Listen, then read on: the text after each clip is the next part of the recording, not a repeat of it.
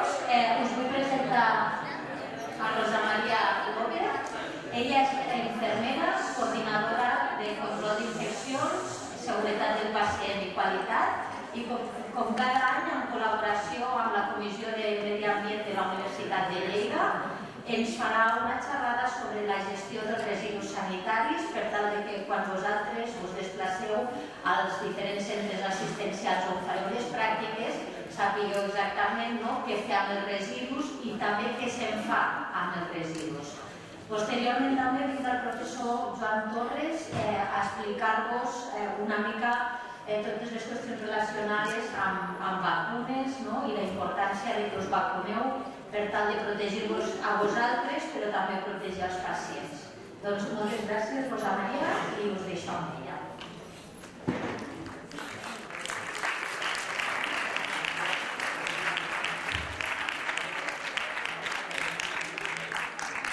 Bueno, buenos días a todos. Me vais a permitir que haga la charla en castellano porque iremos más rápidos, porque si no estaríamos aquí hasta la noche seguramente, y no creo que sea vuestro interés estar aquí tanto tiempo. Y también deciros que, bueno, gracias a la organización también por haber pensado una vez más, ya hace unos cuantos años que venimos haciendo esta charla, y la verdad es que cuando uno le dicen que van a hablar de residuos parece como que sea una cosa así un poco sucia y un poco desagradable, pero ya veréis que no.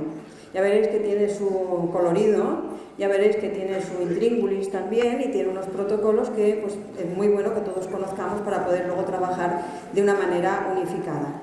La importancia de trabajar de forma protocolizada ya la sabéis que es para no hacer cada uno lo que quiere, pero luego también para tener un alcance mayor en cuanto a lo que queremos conseguir. En este caso es una gestión correcta de lo que no nos vale para nada, de lo que ya hemos decidido que vamos a rechazar, que vamos a llansar o tirar, y qué es que tenemos que hacer con todo eso. Porque no porque sea algo que queremos tirar, algo que ya no nos vale a nosotros, ya no tenemos que tener cuidado con ello. Por eso es que la charla de hoy, precisamente lo que vamos a hablar es de los residuos y de los residuos que se generan en los centros sanitarios.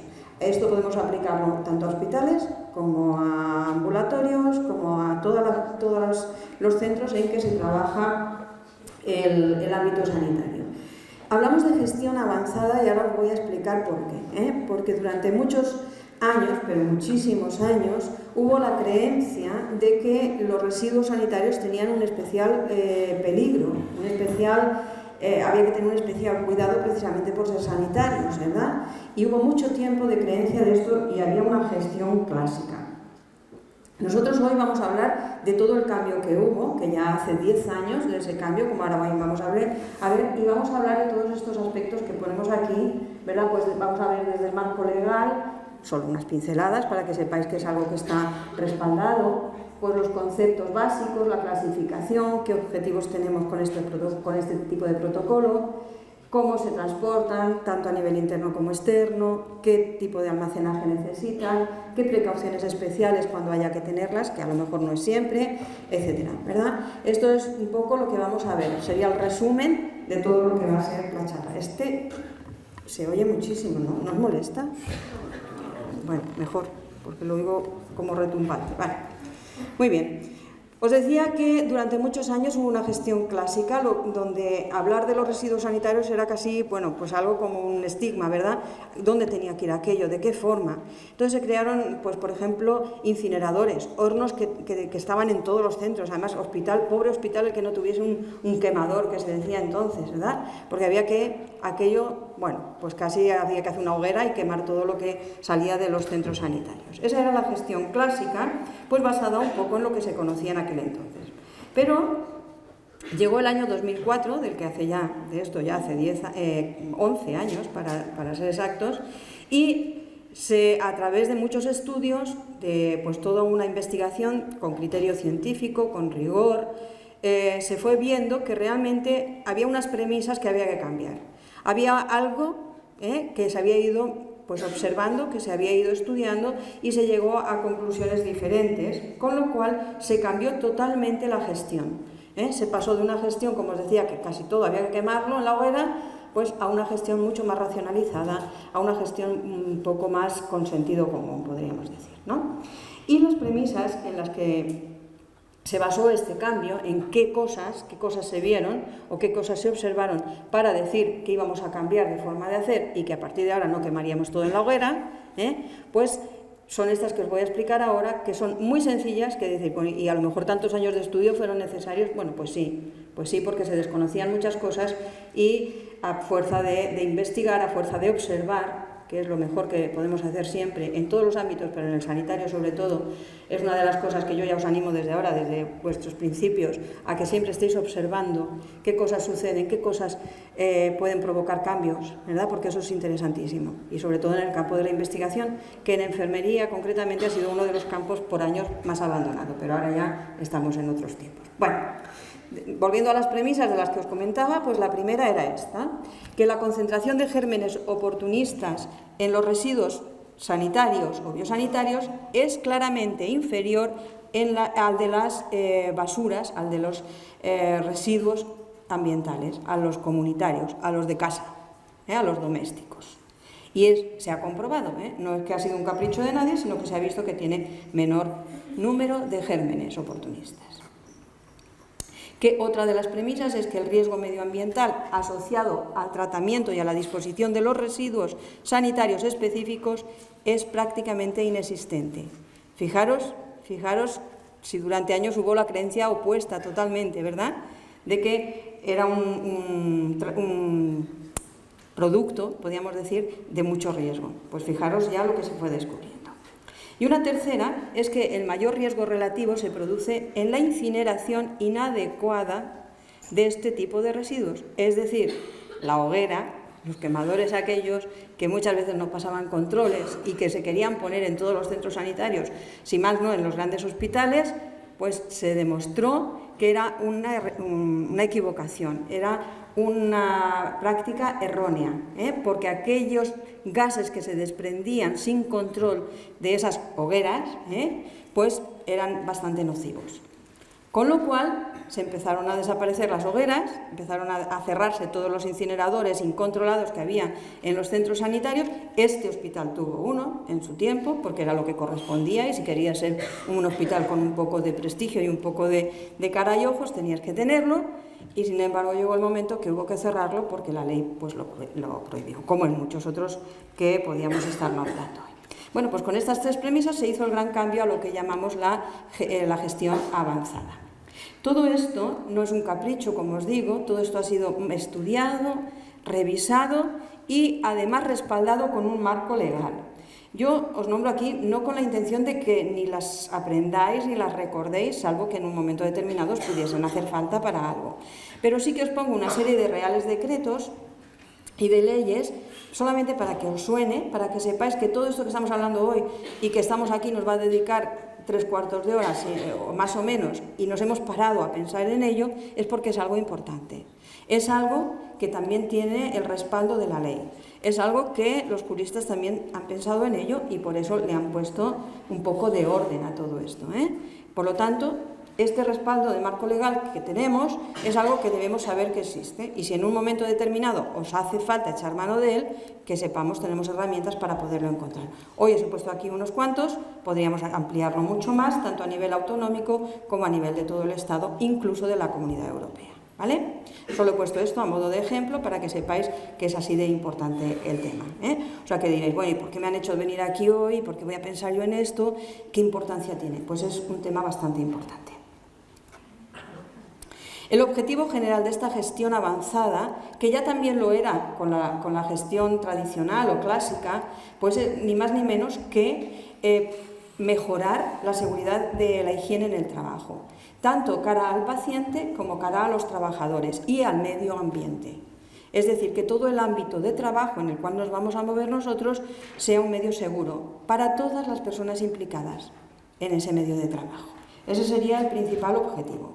Luego hay unos objetivos más específicos que podrían ya depender de los centros donde estemos hablando, ¿verdad? Pues dentro del centro, ¿cuál sería uno de los objetivos específicos? Pues eso que hemos dicho, proteger la salud de los pacientes que estarán en ese centro concretamente, de los trabajadores que estarán también allí, tanto de las visitas o de todo el público en general que pueda pasar por cada centro sanitario. Y luego fuera del centro, pues es traspolar esto a lo que es la sociedad, a lo que es la comunidad. Es el ámbito donde nos vamos a mover y el medio ambiente al que puede repercutir de una manera u otra. Por lo tanto, es la idea de no diseminar cosas nocivas como podrían ser pues, las enfermedades infecciosas, contaminaciones, etc.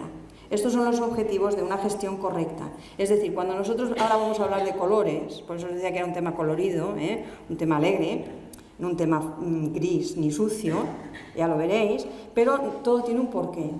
Cada color tiene un porqué, cada clasificación tiene un porqué, y si la sabemos bien es de la manera que mejor luego la vamos a poder cumplir y vamos a poder respetar los protocolos, porque sabemos por qué lo estamos haciendo.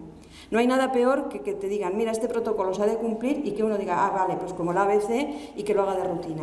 Ya os animo también a que siempre que os digan un protocolo lo analicéis y siempre podamos saber por qué estamos trabajando de forma protocolizada. Siempre hay alguien que se ha sentado a pensar de una manera detenida por qué vamos a hacer las cosas así. Por eso es bueno conocer siempre los protocolos de trabajo en el centro donde estéis. Y ya este es uno de los que también vais a tener que tener en cuenta, vamos a tener que tener en cuenta por la repercusión que tiene tanto dentro como fuera del centro. Muy bien, estamos hablando mucho de toda una gestión, de unos productos determinados, pero ¿qué entendemos como residuo? Bueno, pues fijaros, tan sencillo y tan simple como que llamaremos residuo a cualquier cosa de las que manipulemos, con las que trabajemos, en el momento que decidamos que aquello ya no nos es útil y lo rechacemos. Digamos, esto ahora ya se tira. En el momento que yo digo que esto se tira, lo que sea, eso es un residuo. Ese sería el concepto general de lo que estamos viendo ahora. Pero luego, más detalladamente, más específicamente, vamos a entrar en lo que es un residuo sanitario. Bueno, pues lógicamente es todo aquello que decidimos, esto se tira dentro de nuestro trabajo sanitario, en cualquier centro en el que estemos. Y ya sea pues por clínicas, por investigaciones, por laboratorios, etc. Me da igual en la parte del hospital o del centro sanitario donde esté, todo lo que se genera dentro de ese centro es considerado un residuo sanitario. Ahora veremos que hay diferente clasificación, que hay diferentes grupos. Muy bien. Dicho eso, que hasta aquí yo creo que es súper fácil, ¿verdad? Y bueno, tampoco es tan complicado ni tan feo, pero ahora viene la parte colorida, Ahora vienen los colores, y ya también os animo a que empecéis a retener eso en la cabeza, porque os lo vais a encontrar ya enseguida, En cuanto entréis a cualquier sitio, a cualquier centro a hacer prácticas, por ejemplo, os vais a encontrar ya con estos colores. Y vais a tener que saber por qué están esos colores en los sitios que están. Muy bien, tenemos el primer grupo dentro de esta clasificación, que es el grupo 1, que tiene color negro, es el que llamamos nosotros residuos sanitarios, pero asimilables a los urbanos, es decir, igual que los que tiramos en nuestra casa, los domésticos, los urbanos, los municipales. El grupo 2, amarillo, negro primero, amarillo 2, que son los residuos sanitarios no específicos. Después veremos qué es cada cosa. Ahora solamente os digo los nombres de la clasificación. Residuos sanitarios no específicos, color amarillo. Grupo 3, vamos complicando un poquito más la cosa porque cada vez son más específicos. Grupo 3, color rojo, ya es un color ya que nos empieza a decir algo más, y son residuos sanitarios específicos o de riesgo. Luego veremos qué cantidades producimos de cada cosa y podremos valorar qué tipo de riesgo estamos produciendo también. Dentro de los complicados, podríamos decir, está el grupo 4, que son los residuos tipificados. Tienen casi nombre y apellidos. Ahora después hablaremos de ellos. ¿Veis? Color negro, color amarillo, color rojo y color azul. Son colores diferentes que os vais a encontrar con bolsas de colores diferentes y con contenedores de colores diferentes. Muy bien. ¿De qué hablamos cuando hablamos del grupo 1? Pues el grupo 1 es el asimilable, es sanitario porque se genera dentro de un centro sanitario, pero es asimilable al urbano, es como el de casa, podríamos decir. Este es el más voluminoso, suele ser la mitad casi de todos los que se producen dentro de los centros sanitarios, un 50% aproximadamente de los residuos generales. Se recogen en bolsas de plástico de color negro, ¿vale? Y tienen que seguir el mismo proceso que seguirían los residuos que tiramos en casa en el contenedor urbano. ¿Qué cosas estamos hablando? ¿De qué estamos hablando cuando hablamos del grupo 1? Pues fijaros, de papeles, de cartones, de vidrio, de plástico, de revistas, de restos de jardinería, embalajes, material de oficina, residuos que no tienen una contaminación específica. Aquí también estarían restos de, por ejemplo, de comida. Pero dentro de este grupo, y ahora veréis cuando hablemos de cantidades, dentro de este grupo hay muchas cosas que ya se reciclan.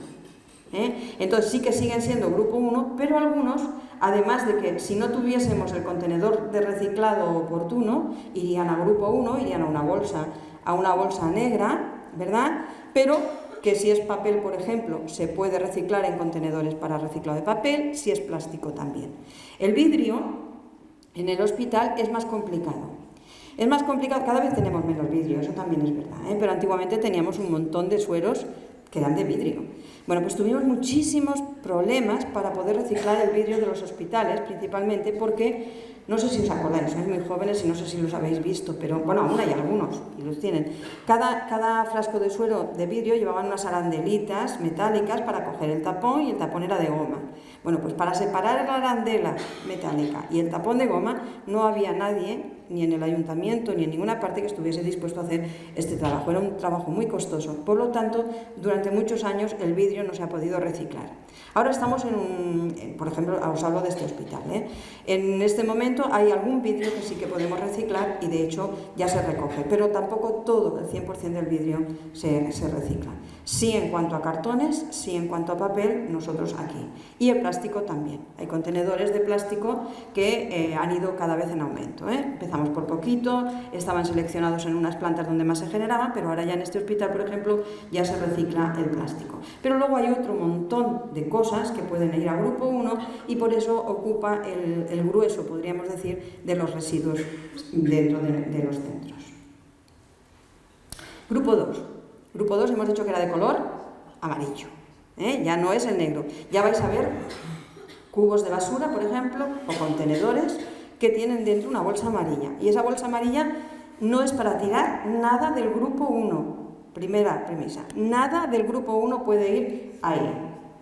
¿Por qué? Porque aquí ya estamos hablando de productos o residuos sanitarios, aunque no sean específicos, pues ahora veréis un montón de cosas que usamos en las curas, en la administración de medicamentos, etcétera. Muchas cosas que utilizamos. Tanto es así que el grupo 2 ocuparía casi la otra mitad. No vamos a decir la otra mitad porque ahora hay otros grupos que hemos hablado antes, pero la otra casi un 40% del grueso de los residuos que tenemos en los centros sanitarios. Se recogerían, y atención, en bolsas de color amarillo, pero con una galga. La galga es el grosor de la bolsa, y sería una galga mayor, o sea, un grosor mayor al de las normales, de las domésticas o de las negras, que es de grupo 1. Tienen que ser un poquito más gruesas porque tienen que ser resistentes para que no se rompan fácilmente. Y el transporte dentro del hospital tiene que ser diferenciado, por eso es que no va en bolsas negras y por eso es que nada del grupo 1 puede ir en las bolsas amarillas. Y esto es muy importante. Y diréis, ¿por qué? Si van a seguir el mismo proceso de eliminación. Efectivamente, ahora veremos dónde van grupo 1 y grupo 2, pero luego también os hablaré de cuál es la gran diferencia por la cual no podemos mezclarlos. Vamos poco a poco y ya os hablaré de ello.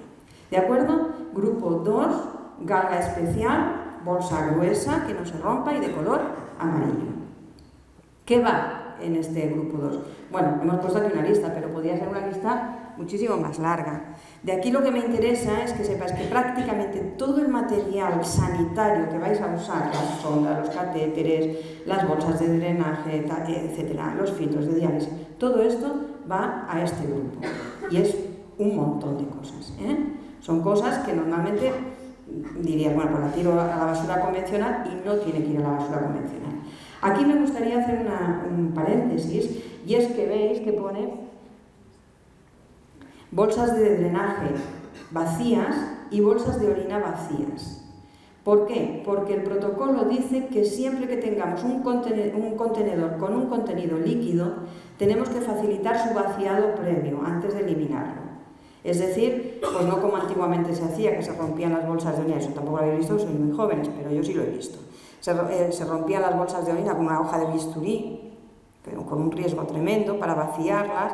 Ahora ya hay sistemas de vaciado con grifitos en las bolsas, etcétera, que ha facilitado todo esto para evitar los riesgos laborales.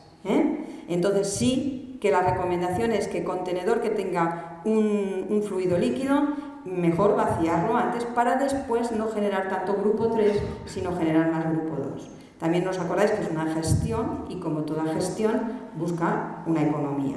Algo que sea menos costoso pues para el centro, haciendo siempre las cosas pues bien hechas. Muy bien, pues aquí podéis mirar todas las gasas, los apósitos, todo lo que os podáis imaginar, los restos de yeso que se utiliza pues para la trauma, etc. ¿Vale? Si luego tenéis dudas, apuntarlas, que luego las comentamos y las hablamos. En el grupo 2, fijaros, para que os hagáis una idea, porque es un grupo ya importante, nosotros os he puesto aquí unos datos desde el 2010, de los 5 últimos años, para que veáis qué cantidades en kilos, podríamos decir, estamos generando. O sea, que es una cantidad súper importante. Estamos hablando ahora ya, aunque hemos bajado bastante, precisamente porque nosotros hemos bajado camas también en el hospital, sabéis que pues, se han cerrado muchas unidades y todas estas cosas. Bueno, pues veis que ha ido un poco en descenso y que tenemos, pero estamos con unos 622.000 kilos en un año, o sea que es cantidad. Muy bien, grupo 3, color rojo, acordaros, como el parchís casi, ¿vale? El grupo 3 ya son sanitarios específicos o de riesgo. Esto ya es más complicado, porque aquí sí que van acompañados de un riesgo. Es una cantidad mínima, es un 10%, podríamos decir, de los generados en el hospital, con lo que estamos hablando de cantidades pequeñas. Aún así, ahora veréis de lo que estamos hablando. Se tienen que recoger en contenedores de color negro, y aquí no nos hagamos lío. El contenedor rígido en el que van a ir, que luego os lo voy a enseñar, será negro. Pero como es una gestión economizante, nosotros hemos decidido en este hospital, y creo que en la mayoría de los centros, que los contenedores negros de grupo 3, que van a ir cerrados herméticos después, no se pongan por todas las unidades, porque estarían malgastados, se estarían utilizando mal, porque hablamos de un 10% de volumen de residuos, que es muy poco. Entonces, contenedores que son normalmente grandes no pueden estar en todas las unidades. Entonces, ¿qué hemos hecho? Pues puntos de recogidas centralizados de contenedores negros. Para hacer el transporte de este grupo específico de riesgo al contenedor centralizado en los puntos de recogida del hospital, sí que se tiene que transportar en bolsas rojas, también con galga grande, de un espesor grande, un grosor fuerte, para que sean bolsas que no se rompan. Y esas bolsas se depositan en los puntos centralizados con contenedores rígidos de color negro. Pero domina el color rojo porque es el transporte interno el que nos preocupa mucho hasta llegar a ese contenedor. Luego ese contenedor va a salir del hospital y va a ir cerrado herméticamente sin comportar ningún tipo de riesgo. ¿Vale? Por eso es que tiene la diferencia de color. Estos residuos luego son de momento almacenados, se guardan en unas habitaciones que ya están destinadas para este cometido, que están muy bien diseñadas en los centros sanitarios y señalizadas, y desde allí vendrá una empresa de transporte, como después veremos, autorizada, que tenga un respaldo de unas acreditaciones para poder hacer luego un tratamiento correcto. Se han de manipular con mucha precaución estos residuos porque normalmente o llevan restos de sangre o de fluidos orgánicos, o a lo mejor es de enfermos que tienen alguna enfermedad infecciosa, una serie de riesgos que no comporta el grupo 2, que es más inespecífico. ¿De qué estamos hablando en el grupo 3? Pues fijaros, estamos hablando de portaobjetos, de cubreobjetos, que se utilizan mucho pues, en los laboratorios, en microbiología, etcétera, cápsulas de los cultivos, ampollas de hemocultivos, bueno, aquí hay un montón de cosas que podéis pensar que ya implican más riesgo, sobre todo porque han tenido contacto normalmente con fluidos orgánicos y principalmente sangre. Pero aquí quiero hacer también una salvedad, y es que hay un grupo especial dentro del grupo 3 que podríamos incluir todo lo que pone en el primer apartado, serían todo el material que pincha o corta, pues las agujas, las hojas de bisturí, todas estas cosas que todavía llevan un riesgo mayor, precisamente por el tipo de material que es. Estas requieren una atención especial, que ahora también vamos a hablar de ella.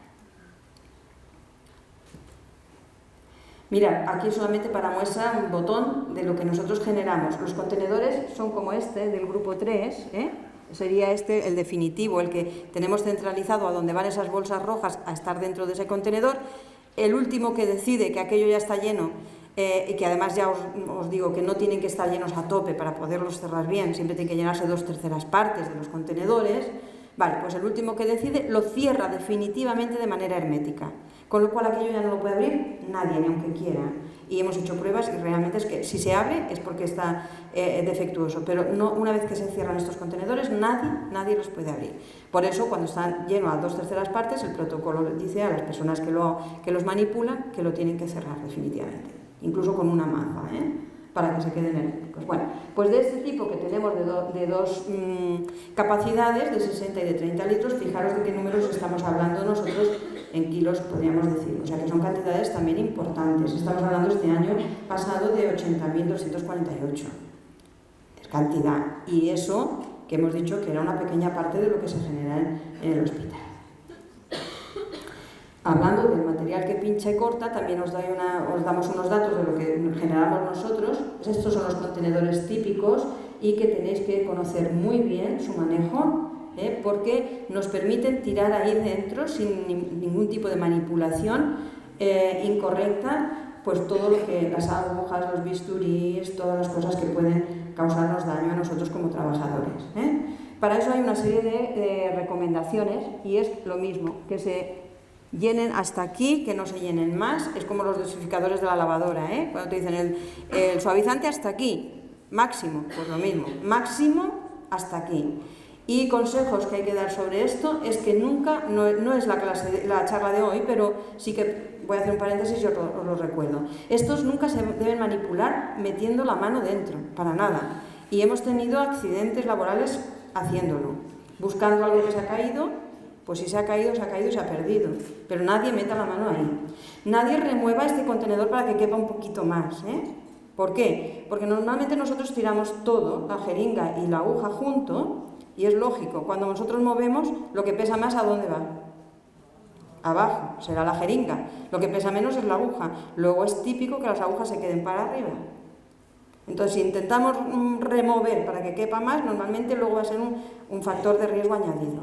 O sea, que nadie, cuando ya veáis quien decida, quien le corresponda, decidir que aquello ya está lleno hasta las 2/3 partes, hasta la señal que suelen tener, pues ya allí se cierran. Y se cierran herméticamente también porque tienen unos dispositivos y unos tapones que van lo mismo, para no tenerlos que volver a abrir nunca, jamás. Bueno, aquí tenéis las cantidades que ya veis que también generamos pues bastantes. De estos se generan mucho porque pues cada vez que hay que poner medicación hay que luego utilizarlos, ¿vale? Dicho eso, que supongo que luego os generará preguntas, y eso es lo que espero, que después me podáis preguntar, y si os puedo contestar, pues lo haré con mucho gusto, ¿no? Pues pasamos a otro tipo importante de residuo, que es el grupo 4, de color azul. El color azul, los contenedores también son azules, ahora os lo voy a enseñar también, y es el grupo de los químicos, los productos químicos. Pueden ser sólidos y pueden ser líquidos. Cualquier tipo que sea un producto químico tiene que ir en contenedores azules del grupo 4. Y aquí se lleva la palma, la estrella, el producto estrella de los centros, desgraciadamente, son los citostáticos. Son los productos pues, que se utilizan en oncología principalmente, y en otro tipo de enfermedades que también se utilizan para hacer quimioterapias. ¿De acuerdo? Es un residuo en cuanto a volumen muy pequeño, pero importante. Son lo mismo, siguen el mismo proceso que los del grupo 3, pero van en contenedores de color azul. se recogen de forma también centralizada, pero como estamos hablando de un 1% y normalmente son productos que casi siempre se utilizan en las mismas unidades, nosotros, que ya hemos hecho un estudio de la estructura que tenemos y la distribución de especialidades, nosotros tenemos uno azul en cada unidad que realmente utiliza este tipo de productos.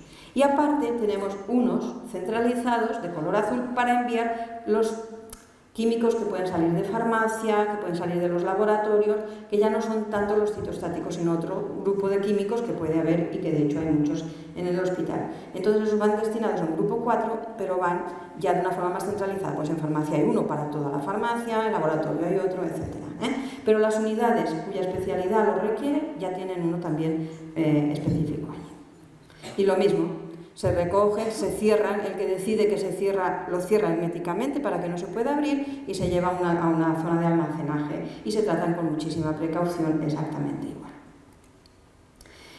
Bueno, pues mirad, también estamos hablando, pues ya no son las mismas cantidades que decíamos antes, pero bueno, estos son los datos que tenemos recientes de nuestro hospital, También es considerable, hay que tenerlo en cuenta.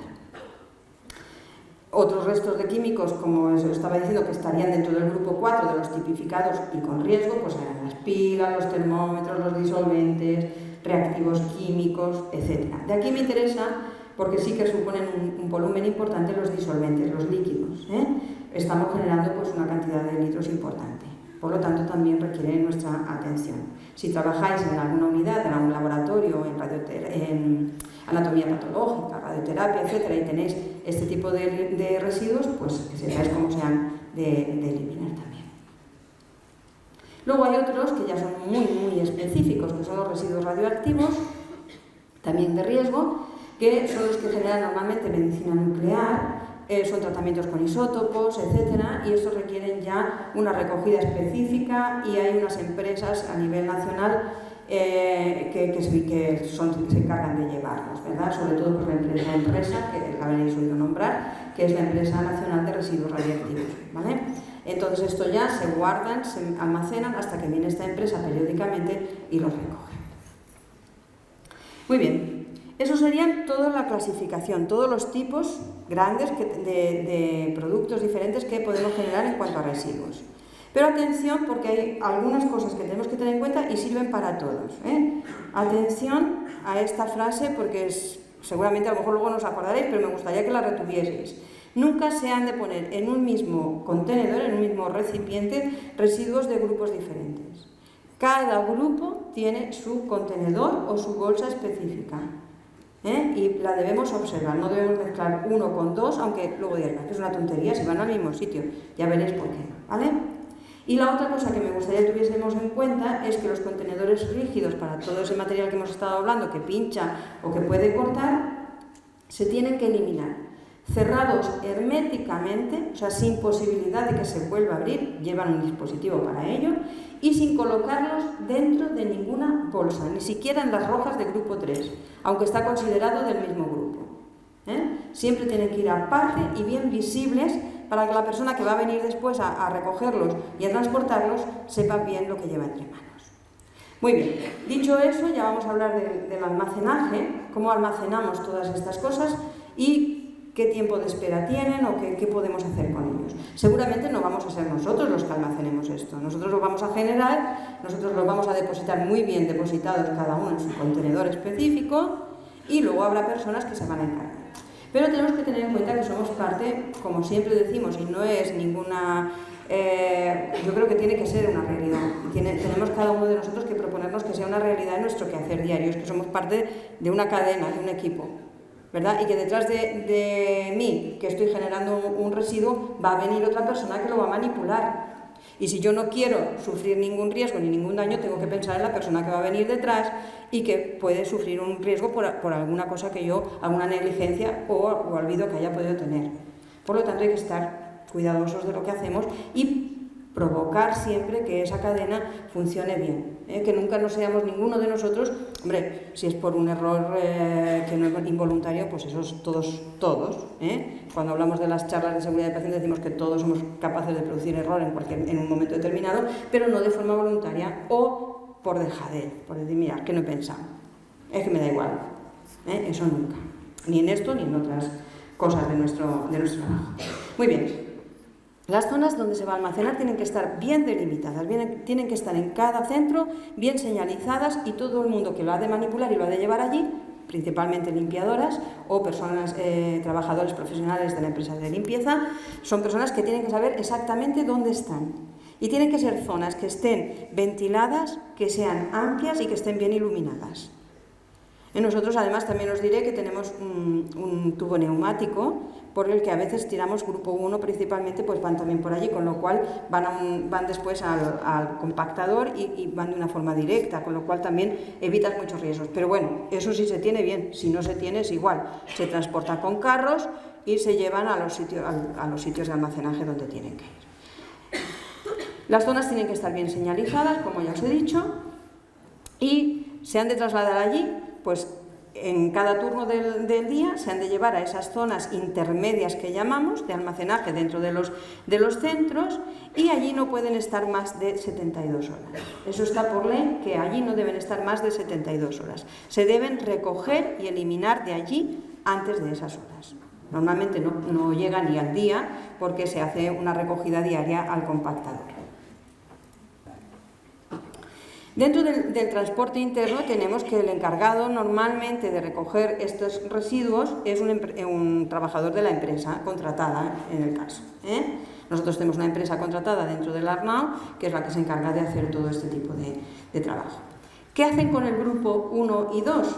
Pues se recogen 2 veces al día, turno de mañana y turno de tarde, y se llevan a un compactador que está en la zona externa del hospital, pero que yo os digo que por un tubo neumático también puede accederse. Y el grupo 3 y 4 se recogen una vez al día porque es un volumen mucho más pequeño y porque luego también son contenedores cerrados. Y estos contenedores se depositan en unas salas concretas y específicas para ello, donde allí esperarán a que venga la empresa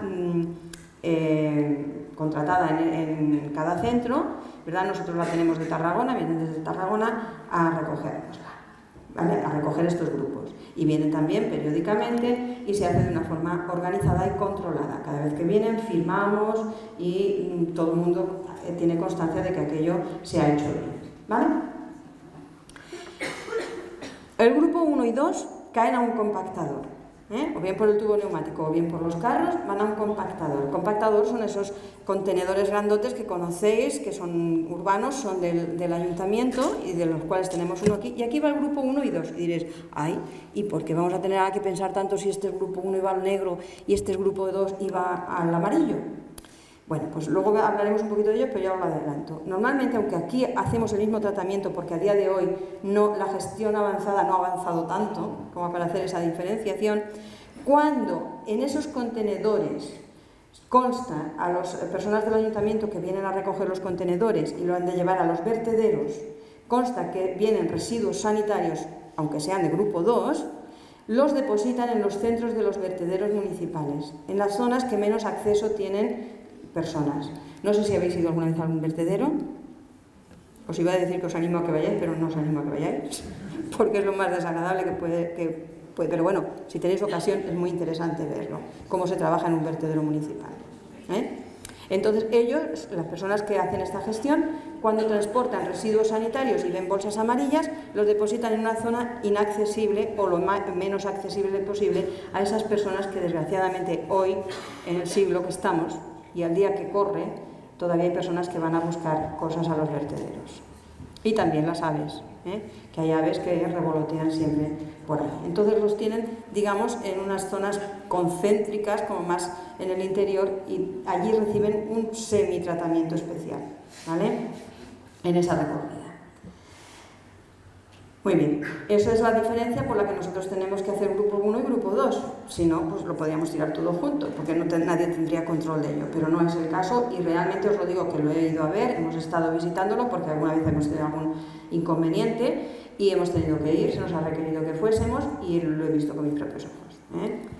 Te calzan unas botas hasta casi el sobaco, y es muy desagradable por el olor. Pero la verdad es que merece la pena conocerlo porque sabríamos de lo que estamos hablando. Muy bien.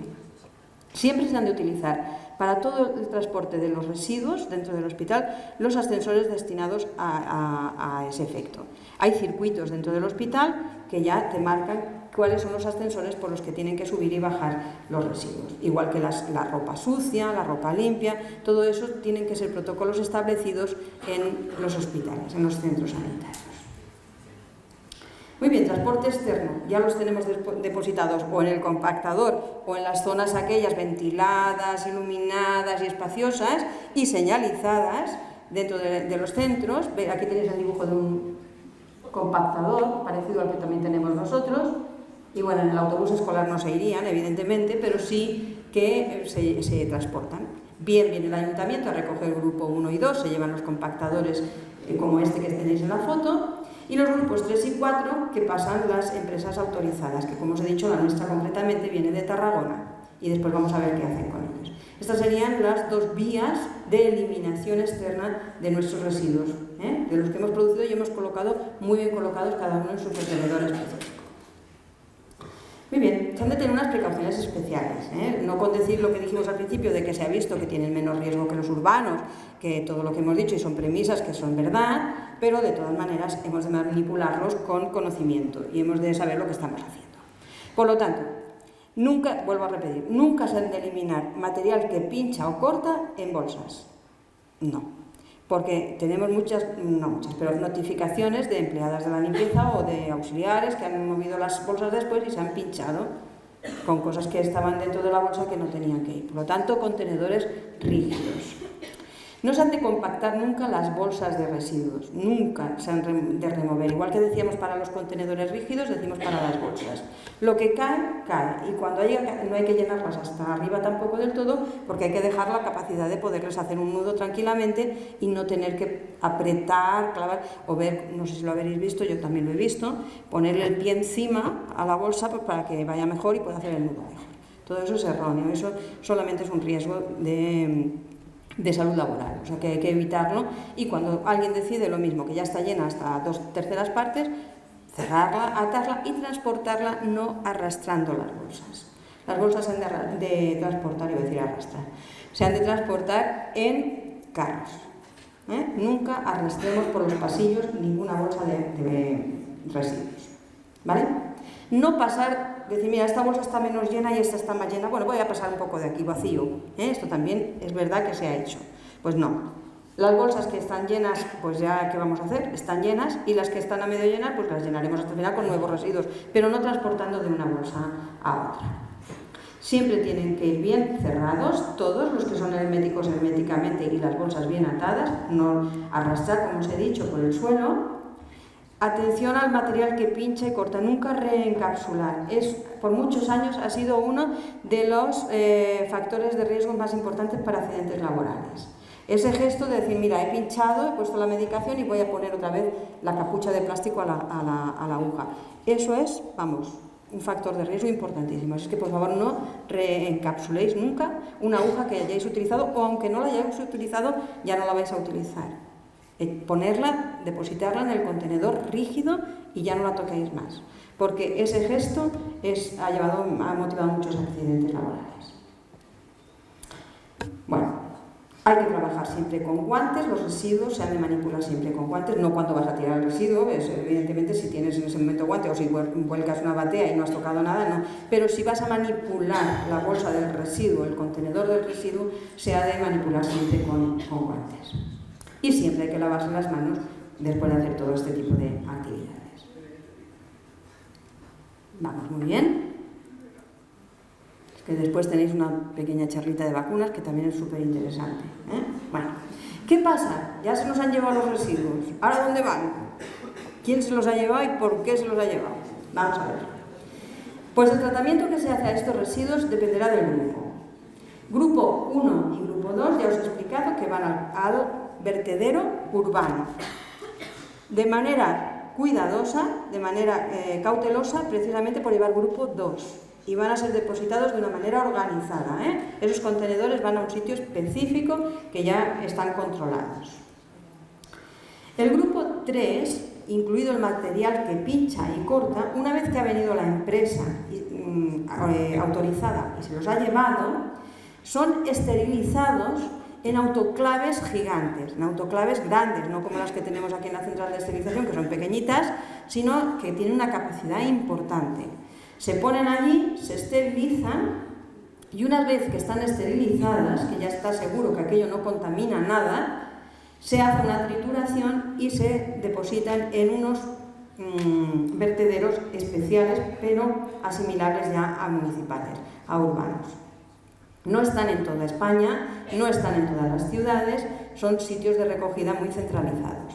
El que tenemos más cerca a nosotros, que por eso, cara a que cueste menos, evidentemente, porque todo este transporte cuesta mucho dinero, cada contenedor de estos, llevárselo, supone un dineral, entonces pues hay que hacerlo también de una forma organizada, de una forma gestionada correctamente. Y nosotros tenemos el más cercano en Constantí, en la provincia de Tarragona, y allí llevan nuestros residuos del grupo 3 y del grupo 4, ¿vale? Para hacerle todo este proceso y luego ya poderlos eliminar de una forma correcta.